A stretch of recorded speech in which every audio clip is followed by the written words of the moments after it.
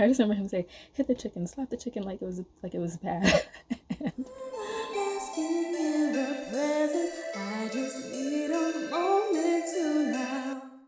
hey, this is Tiffany. Welcome back to the Mellow Vibes channel, where we discuss self-awareness and self-development and developing a healthier you, or me, or you, and healthier relationships with other people. Obviously, like I say in all my videos, this is for introspective, spiritual, artistic, and wanderlusting individuals who are freedom seekers, looking to live the life that they desire and require for themselves and develop and share their gifts with other people. So, today we're talking about my vegetarian journey. And before I forget, why do I always forget this? Please subscribe to my channel and turn on the notifications, hit the notification bell so you get notified when I post a video.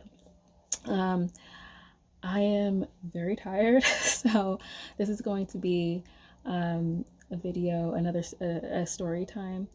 I didn't really intend to do a story time this week, but I don't really have the brain capacity for much else. I'm very tired. I'm at school.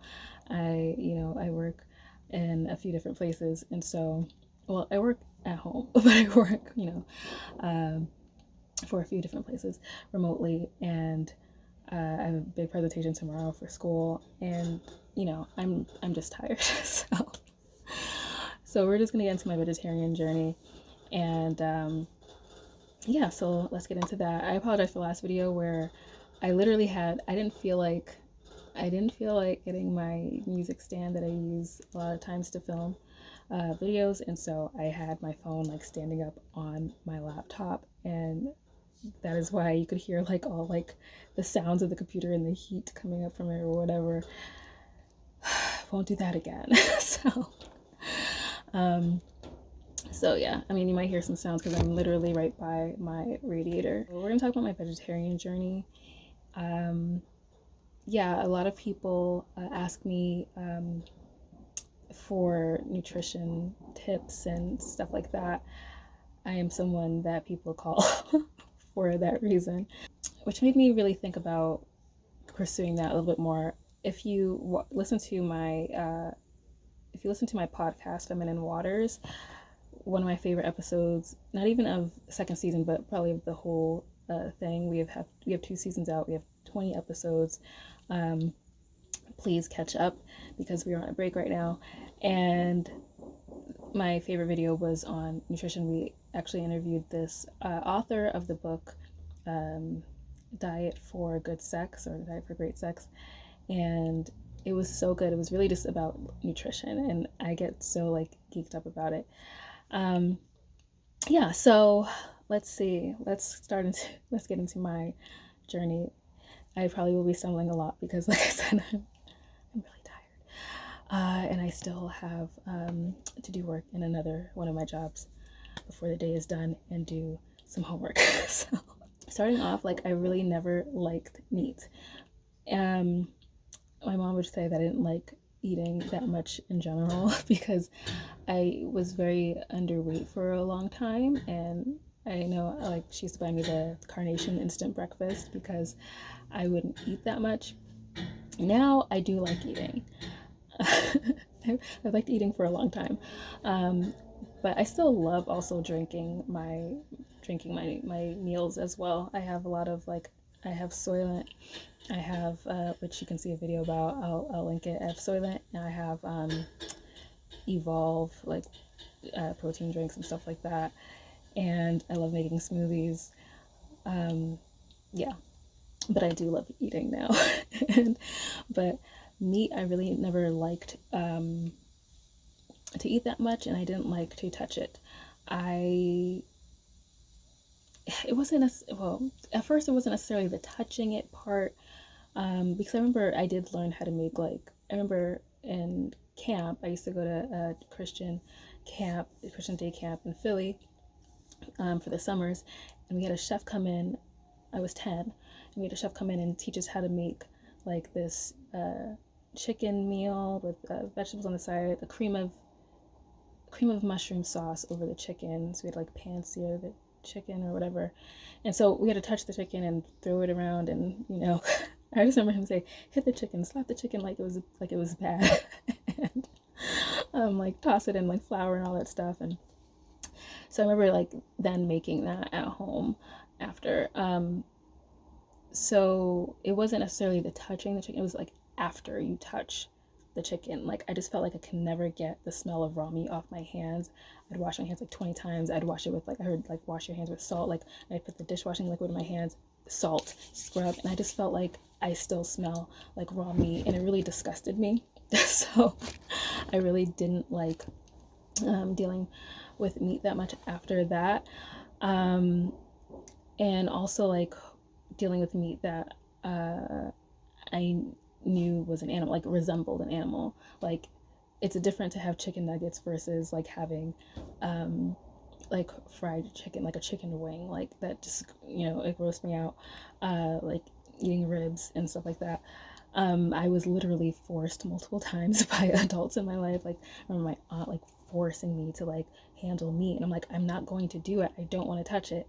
And I remember one Thanksgiving I was like, I need you to make this turkey because I don't have time and blah blah blah. And that was after I'd already stopped eating meat. I just was like about to vomit. I had my little sister help me, who was like 9 years younger than me. I just was like, really, I don't like it. I don't like it. Yeah, so that's about it. So college was really the first time I was like introduced to vegan and organic options. I don't know if I ever really if I had thought about it before, or knew there was like maybe a name for people who just don't eat meat or whatever. So we had vegan options. We have my school has a farm, which is even bigger than it was when I was there. And so there was always a lot of organic food options and organic brands like Amy's. I became obsessed with Amy's organic foods.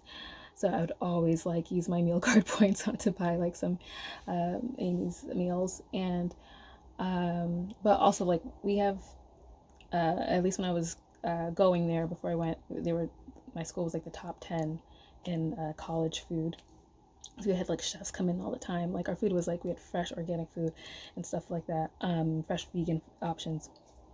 And so I was introduced to that. I was introduced to soy milk because we had like a fridge in the cafeteria where there were like half gallons of milk options for like coffee or whatever. And so there was soy milk. I was like, oh, I'll try this. And well, why I was trying it, actually, let me get into the fact that when I was 12, I out of nowhere became lactose intolerant. I know it's like Black people have the tendency to become lactose intolerant. Like I think 60 something percent, I think, of Black people eventually will become lactose intolerant. And yeah, so out of nowhere, lactose intolerant. I used to have cereal and milk every single morning for breakfast. I used to eat ice cream all the time.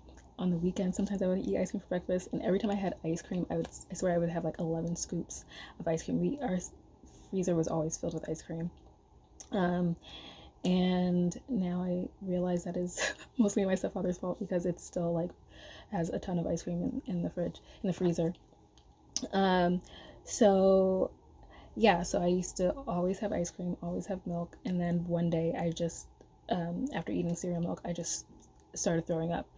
Didn't know it was related to milk, obviously, and then again, it happened again the next day. And I was like, okay. And then when I didn't have milk, then I was fine. So I was just like, okay, I guess I'm lactose intolerant now.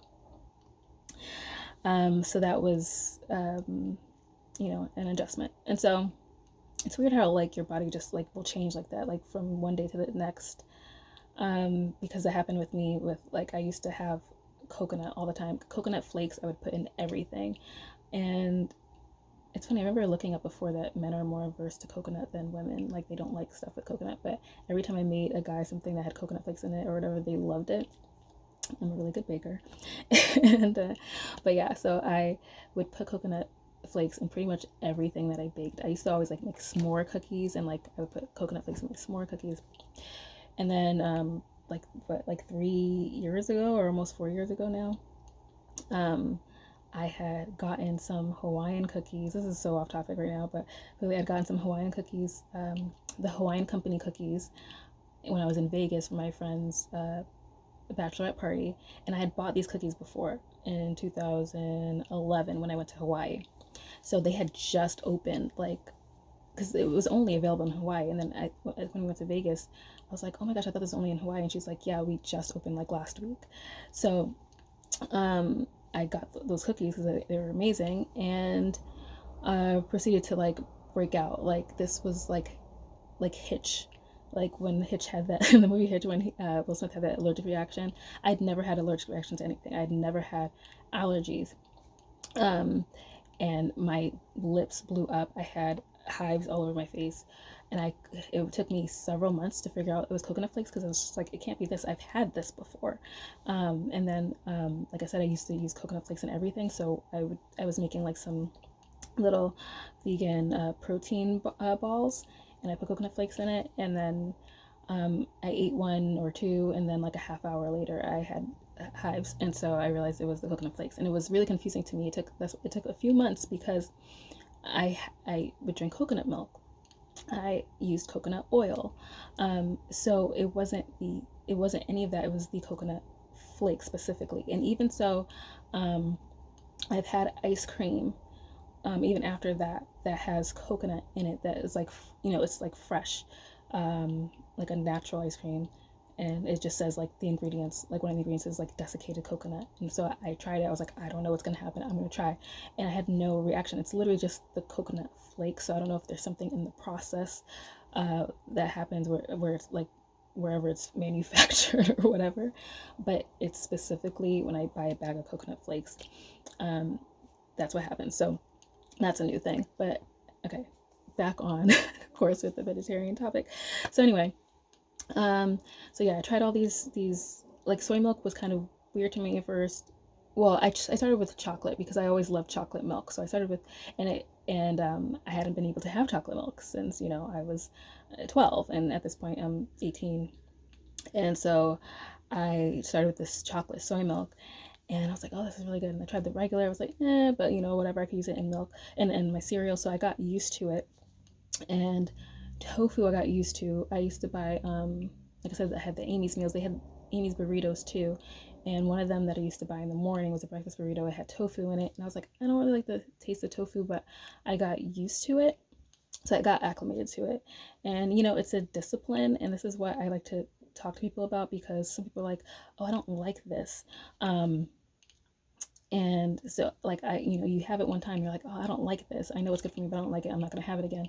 And I really feel like that's, I want to say an immature way of looking, of, handling situation, but it is. You can't just stop doing something because you don't like it. There's a lot of things that are going to make you uncomfortable that you don't like at first that are necessary if you want a certain outcome.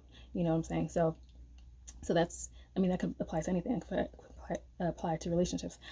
I don't like to do this, but there's a thing called compromise, and you have to do that in your life with other people. Yes, this is your body. You can do whatever you want, but if you want to be healthier, I would suggest sticking to with something. For example, another example is I loved white potatoes. I never liked sweet potatoes. I don't like sweet potato pie to this day. I think it's disgusting. But I love pumpkin pie. Yes, I do. And but I forced myself to eat sweet potatoes because I knew they were healthier, and I didn't like them, but I would eat it more so. Like I would I eventually worked in a restaurant, and they would always pile on like brown sugar and honey butter and all this stuff onto the sweet potatoes. But I'd like to just, if I was going to eat it, I wanted to have it like I eat my white potatoes, and that's with garlic and butter and salt and pepper. And so that's how I would eat my sweet potatoes, and I got used to it. So now, I like to eat sweet potatoes, and but it's a discipline. I had to get used to it, and now I like to eat it. At 19, I gave up pork, and mainly because like I was hearing my brother and my uncle always tell me stuff about like the worms that are in pork and all this stuff, and I like researched it, and I was like, okay, this is disgusting. So I didn't eat pork that much anyway. It was like once in a blue moon, my mom would make like pork chops or like have bacon, but it wasn't like a normal part of our diet anyway. So I gave that up. When I was 20, I had a ballet class, ballet in the body. It was called. So I not only did ballet, but we learned about the parts of our body that we were using to perform certain moves, like a dégagé requires this, you know. So, and being that we were learning, it was like, you know, ballet and anatomy. Our teacher took us to the bodies exhibit. If you've never heard of it, it was gross. So it's like you literally are seeing people who have donated their bodies to science in an exhibit without their skin and just on display. Like I remember seeing there was a dead woman with a fetus inside of her, and like it was just gross. And I think right before that, we went to New York for this, and right before that, we had gotten something to eat before going to the exhibit, and I had a salad with like chicken sliced on top. And when I saw the bodies and I saw like the meat inside of our bodies looks like chicken, like I was about to vomit. I felt so sick. So I pretty much phased out most meat from that point, except for seafood. I really went back and forth with shrimp. There was like a period of like 4 years where I didn't eat shrimp either, but I would just mainly have fish. But yeah, I was mainly pescatarian. I don't know why I thought I was pescatarian for 7 years, but when I think about that, it was really almost like 8 or 9. We'll say pescatarian slash flexitarian. Sometimes I would be like, I'm flexitarian because I'm a little bit flexible. Because I have like indigenous ancestry, I did want to try bison one time, so I did do that. When I would feel like I needed protein, there was, when I was around 24, yeah, when I was in 24, I moved to Philly and I worked at a restaurant for like 2 years, and sometimes I would feel like I needed protein, and so I just would start craving like a chicken cheesesteak, and so they made that at my job, so I was just like, okay, I have a chicken cheesesteak.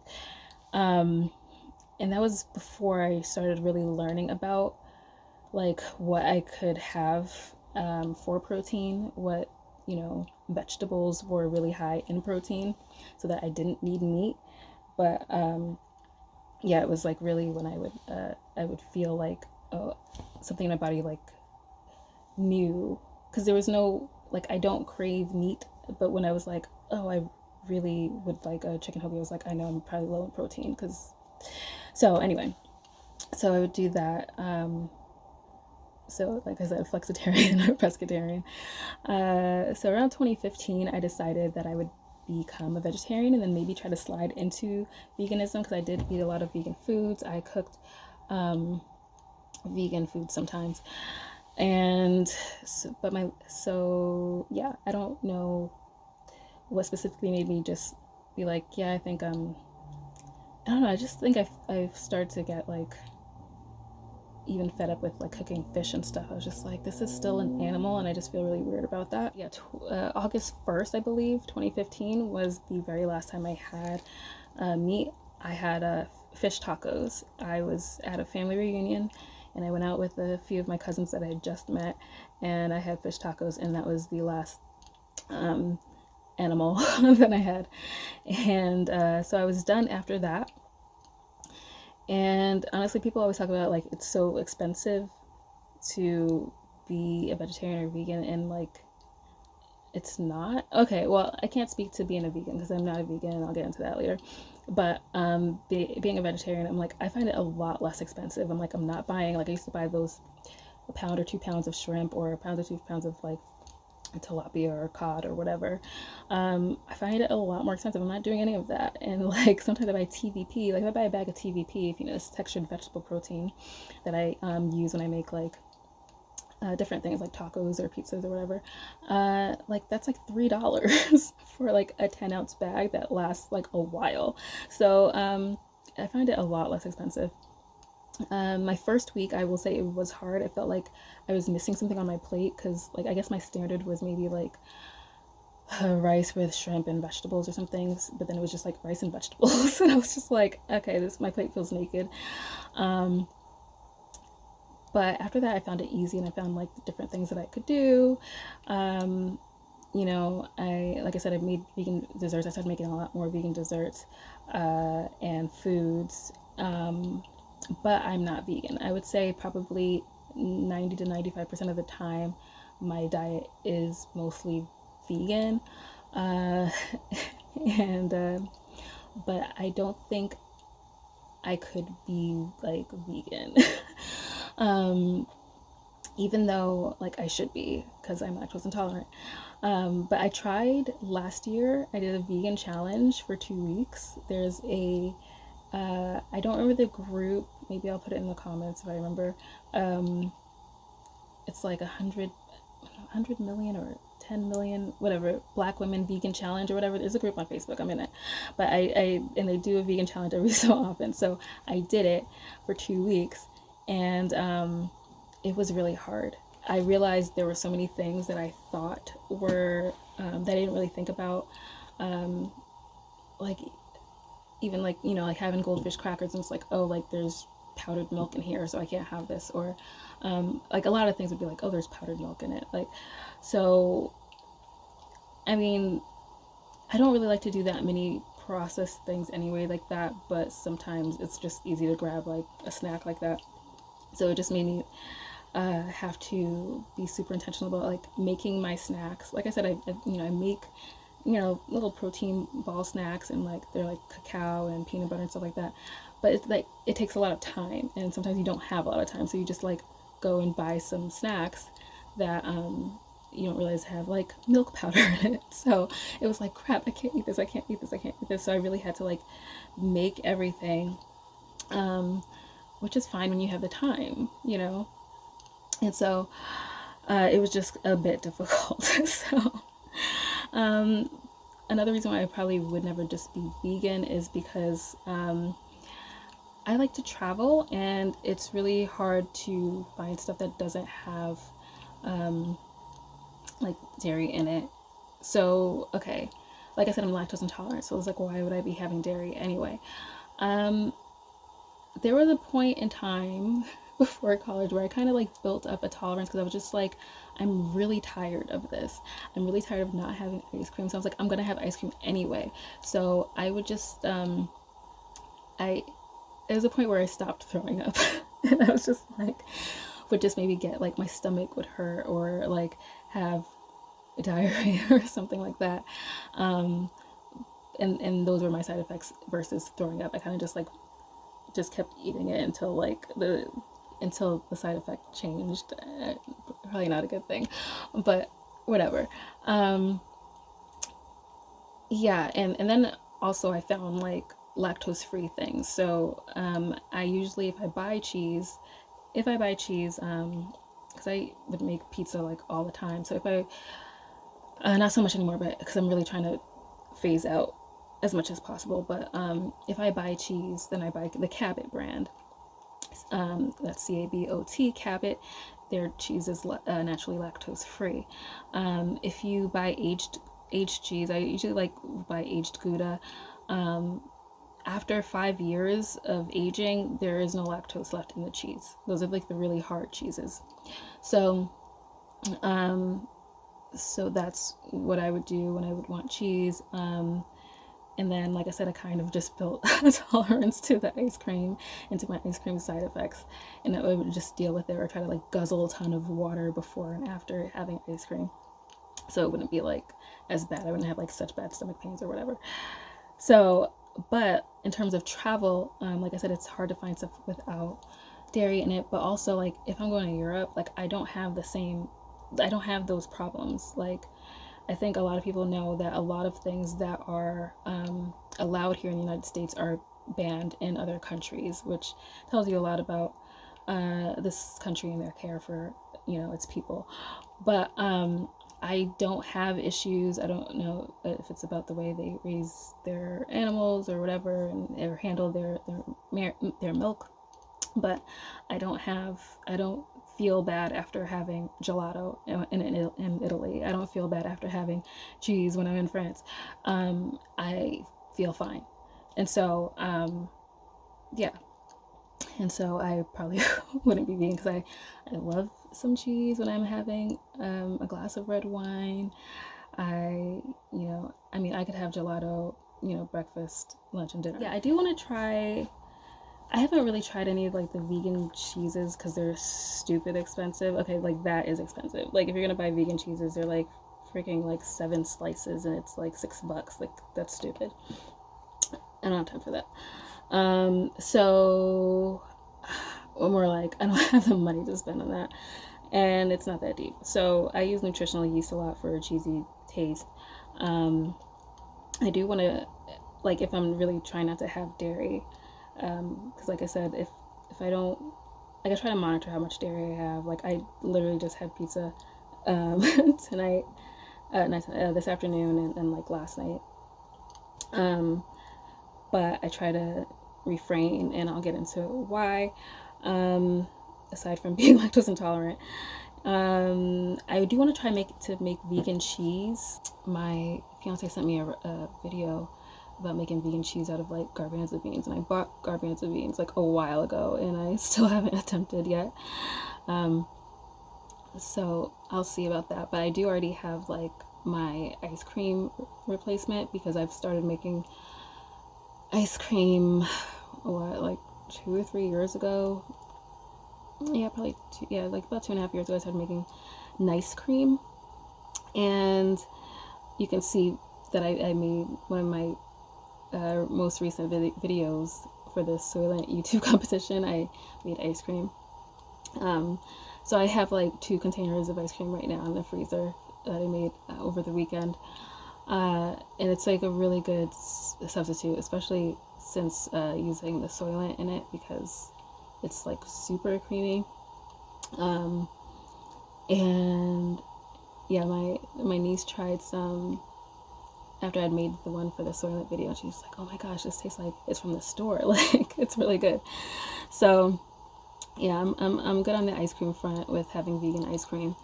But yeah, I try to stay alkaline, so that's why I don't like to have a lot of dairy, even though like, yes, I can buy lactose free cheese. At the end of the day, it's still dairy, and dairy still causes mucus. And so I really like to try to stay as alkaline as possible. So I try to eliminate a lot of dairy and a lot of things that are acidic. So yeah, so I don't really drink coffee. Like it's a very once in a blue moon thing. I don't drink coffee. I've made coffee replacements and stuff because coffee is so acidic. Like meat is something that's acidic. There are a lot of things that are acidic, and so I just try to balance out what I know that I'm having might have more acidity with alkaline. Like I have black tea, and that still has acid in it. It's not as much as coffee, but there's still acidity in it. So I try to make sure, I'm having like my alkaline water. I'm having like parsley. I drink parsley tea and stuff like that. Dandelion tea. Like I like to make my own dandelion tea, but it's the winter now, so there's no dandelions. So yeah, I try to alkaline to stay healthy. And now I have like made some sea moss gel and sea moss gel ice cubes and stuff like that. So I have that in the fridge. I actually didn't take any today, so I need to do that. But yeah, so that's why I don't. I just still try to hold off on dairy because I want to be as alkaline as I can for my health. And so I'll get into like just a few questions that I get asked, like the one I was thinking about earlier. Questions that I get asked that annoy me as a vegetarian is, do fish count? Like, oh, but you still eat fish, right? And I'm like, I'm just like, this is a serious question. Every time I'm just like, is this a serious question? I was like, how about I ask you something? Is fish an animal? And I've really had people say, well, I don't know. And I'm like, this is crazy. This is crazy. So no, I don't eat fish. And sometimes people will say like, but I know vegetarians who eat fish. And I'm like, well, then they're not vegetarians. That doesn't make any sense. Okay, so let's see it. Most of my question is like, how do you get your protein? It's like there are so many ways to get protein that don't involve an animal. So let's see, like broccoli. I can't remember the measurements, but maybe like a cup of broccoli or whatever usually has more protein in it than like a 4 ounce of steak. Um, yeah. Your grains, quinoa has a good amount of protein. Farro has a good amount of protein. Really, it's kind of just like do your own research. I realize as I get older and older, people really don't like to find their own information. It's really weird, but maybe because I really always liked researching things. Like if I'm gonna know about something, I want to know about something. I'm gonna find, whatever. It's really like any vegetable. Like Brussels sprouts are high in protein. Typically, one Brussels sprout will have 3 grams of protein in it. So, and typically, as a female, you should probably have around 40 grams of protein a day. Yeah. So, okay, questions on meat substitutes. Well, if you're gonna have a meat substitute, I don't tend to have a lot of meat substitutes. Once in a while, I do. I used to make bean burgers like all the time, actually. So there's another protein thing. I used to make black bean burgers all the time after college, and I mean, that's something you can get into because you need a binding agent, and I usually would use egg. I have since made burgers without them, because I don't usually use eggs when I bake. Like I said, I make vegan desserts, so I use flax seeds as the substitute for eggs. Flax seeds, it's a tablespoon of flax seeds with 3 tablespoons of water equals 1 egg. And if you let it sit, it gets the same texture as like a jelly kind of texture. So, yeah, I will eat eggs, but I don't eat eggs often. But I'm a vegetarian, I'm not a vegan. And so, yeah. But it's like once in a blue moon kind of thing. I don't eat eggs that often. Okay, meat substitutes. Sometimes I buy some meat substitutes, we had a whole bunch of hot dog buns from our family reunion, so I got some the vegan hot dogs, but I don't typically like to buy them. I'd rather have other things. But I get asked, oh, okay, but there's a place right kind of behind the house. It's kind of that way. I'm sitting in front of my window, so it's kind of behind us to the right, and it's Loving Hut, and Loving Hut is kind of everywhere, and it's a vegan restaurant, and so it's vegan Asian food, and yeah, so I do have sometimes they have one of my favorite dishes has vegan shrimp in it and stuff like that, and my sister is one of them. She's always like, if you're gonna have this, then why not just eat the real thing? And I'm like, I don't know how that's a real question. The point is, it's not an animal. That's why I don't have the real thing. If you're gonna get something that kind of tastes like it, then you might as well have the real thing. It's no, I don't even understand how that's a point. Because my whole point is I don't want to eat animals, and I'm therefore not eating an animal. So that's super annoying to me. Let's see. There was one meat substitute that I really couldn't stand that Loving Hut had, and it was really gross to me. I think I can't remember what it was. It wasn't supposed to be a chicken wing. It was supposed to be something else, but it was or maybe it was supposed to be some kind of fried chicken thing. And I don't even know why I bought it, because I never really liked fried chicken. And so when I bit into it and it actually seemed like the texture of chicken skin, I really was about to throw up. I was like, I can't eat this. So I don't know what made me do it, but never again. Yeah. So yeah, it makes sense for the things that I did like as meat, but not for things that I didn't even like. I didn't like eating fried chicken, so why would I buy something that was like it? Because it really grossed me out. But yeah, I always liked shrimp. Well, I didn't, because I said, I had 4 years where it just totally turned me off. But yeah, I'll have a meat substitute here and there. But yeah, that's an annoying question, because the obvious answer is I'm not eating meat, and that's why I am having that and not actual animal product. But anyway, so that's my vegetarian journey. This was really way too long. I don't know why I thought it was going to be short. Um, but yeah, let me know if you have any questions. I'm sorry for this lighting. It's just all over the place. But yeah, I don't think I have anything else to say about it. Like I said, I don't think I'll ever be vegan, but who knows? Hopefully, hopefully I can get into that space. You know, like I said, I don't know if I could give up gelato, but I actually did find vegan gelato in the store. Like it was made in Italy. So I was like, oh, that gave me hope. So maybe I'll be able to find, next time I go to Italy, I'll be able to find some vegan gelato. Who knows? Maybe so. That would be great. Yeah, so I really, again, when I circle back to the discipline part of it, because I always want to do something, do what's like the best for me, what's healthiest for me. And so it irks me when like people are just like, I don't like this. I tried it one time, I don't like it. And when you know like it's good for you. I mean, if something is just totally repulsive, I mean, I'll tell you one thing that's totally repulsive to me is spirulina. But even so, I've had it so many times because I'm just like, let's just stomach it. Because I've had like protein bars that I used to buy that had spirulina in it, and it's so overpowering. But I just, you know, and even now, like I have these this multivitamin I just started taking, and it has spirulina in it, and it totally is if I have it next to, like I have a vitamin case, like a pill case, and I have it next to my other vitamins, and it makes it taste, the other vitamins taste like that. It's just gross. um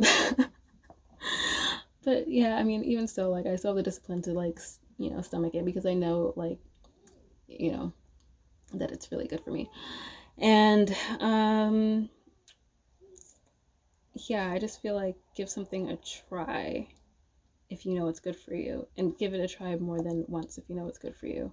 um right now I'm like trying to be more disciplined again because I was doing it a few months ago with my sugar intake, because when I did my research, you really shouldn't have anything more than 24 grams of additional sugar. This is not counting natural sugar, like if I have a bowl of fruit or whatever, I'm not counting that in it. But like I made my ice cream, and my ice cream has if I had just done the plain ice cream, there would be no sugar in it. But because I added Soylent in it, a package of Soylent has like 8 grams of additional sugar in it, so I have to account for that. I did crunch up some Oreo cookies in it, so I have to account for that. And so I kind of just split it per serving, and like, okay, if I have one serving of ice cream, then I'm having 4 additional grams of sugar. So I kind of just keep track and make sure I'm not having more than 24 grams of sugar. And it's usually been, I've only had like, it's 4:45 right now. I've only had like 3 grams of sugar, you know, this whole day. So, so I kind of want to keep track of that because sugar is really like a huge killer. And so it would be nice. More so than trying to be vegan, I would love to get to a place where I'm like sugar free. Yeah, so that's kind of like, I guess I'm discussing my nutrition goals, but that's kind of my goal, is to be sugar free. And yeah, so I think that pretty much covers it. Again, if you're trying, if you're trying to get on the journey of giving up meat and stuff like that, then just be focused, be disciplined, keep at it. If you don't like something, try it a few times. Try it, try it, try to try it. Try it up to, I'm gonna say try it up to 10 times. And if you don't like it, if you're not used to it by then, you know, okay, maybe it's not for you. Try something else. But yeah, that is definitely something that irks me. It's like, oh, I don't like it. Oh, it doesn't taste. And it's like, and you know it's something that's really good for you, especially if you know you have a diet that's like, I'm like specifically thinking of people around me that If you know you have a diet where you kind of eat a lot of meat, or you kind of eat a lot of like crazy starchy food, and you don't have any vegetables in your diet or whatever, and I'm like, introducing you to, a tea, like turmeric tea, or I'm introducing you to like sea moss, and you're like, oh, I don't like it. And it's like, with all the junk you eat, you're going to try something that could at least try to like balance you out on the inside. That just, I don't know. That's a really weird mindset to me. So anyway, I'm gonna wrap it up because this is super long and I'm running out of space again. So anyway, leave a comment if you are, on a journey or trying to get on a journey to being more healthy. Let me know what that is like for you, and sign up for my mailing list if you want notes from me, discounts on my sessions and products and stuff. And you can take a class with me. I'm wearing my Bloom shirt, which is like, we're not called Bloom anymore, we're called Anaya Wellness, but this was Bloom Healing Arts Academy. We changed the name recently to Anaya Wellness, but I teach live classes there, so you can take a class with me. Check out the videos. I'm gonna link it to my the Soylent video, and I'm gonna try to link to my nutrition video. I think I have it on here, that I was talking about alkalinity a couple years ago. And so don't forget to like and share this video. Yeah, let's do stuff for our health. I will say, I don't want to try to spread propaganda or whatever, but it has shown that people who are vegans and stuff like that, or have a more so, I'll say, have a high more of an alkaline diet, because you can be a vegan and still be having like, just what if you were just eating bread and rice, then that wouldn't be great for you. But like, if people have like kind of a balanced, like like who are more alkaline leaning and eating their vegetables and stuff like that, have a lower chance of catching whatever is flying around here. I won't say the name, but the stuff that's going on. And I have not caught it that I know of. And, when I've been tested, I don't see that I've ever had it. And the people around me that, have been, who have had the jab and stuff like that, have gotten it. And yeah, I haven't taken that, and I haven't gotten it, and I'm the healthy one. Sorry. Sorry. Okay. Yeah, I haven't taken the jab and I haven't gotten it, but people who have taken the jab have gotten what's going around. And I can only attribute that to the fact that I eat really well. And I literally drink teas all day long. All day, all night long. I'm drinking like turmeric tea. I'm drinking maca. I drink tea like all day, aside from a glass of wine. So yeah, so get into health, get into your health, get into eating well, and I will see you in the next one. Peace and mellow vibes.